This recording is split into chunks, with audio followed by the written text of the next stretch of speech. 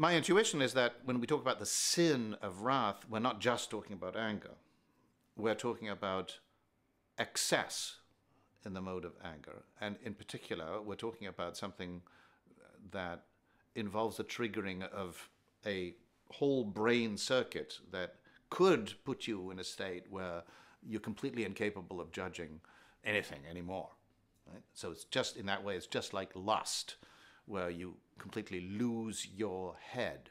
There's a biological disposition, which some neuroscientists call the rage circuit.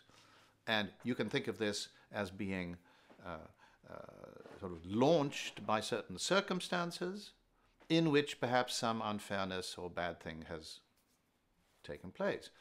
And if it's launched to the effect that it's kept under control and it's guided by some sense of proportion, then it could be very useful, because somebody against whom you are angry may actually react not with more anger, but with guilt and recognition that, yes, that wasn't good.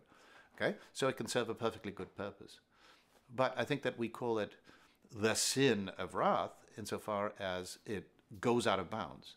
And the same can be said of any of these emotions that are at the core of sins. All of them are good things at a certain level. Without anger, we would have no sense of, as it were, knowing where to place limits on what other people can do to me.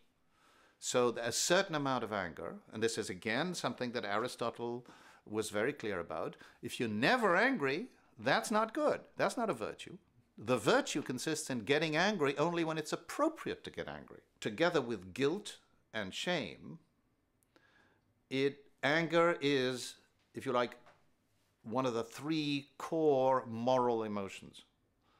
So that typically, though not exclusively, unfortunately, anger is aroused by bad things, by injustice of some kind or another, by harm done or by unfairness. Those are the two big categories of badness, which don't very clearly correspond to any sins, which is kind of interesting, actually, when you think about, to me, if you like, if I were to say what's the most important moral imperative, I would say the most important moral imperative is actually to avoid doing harm and to avoid causing unfair outcomes.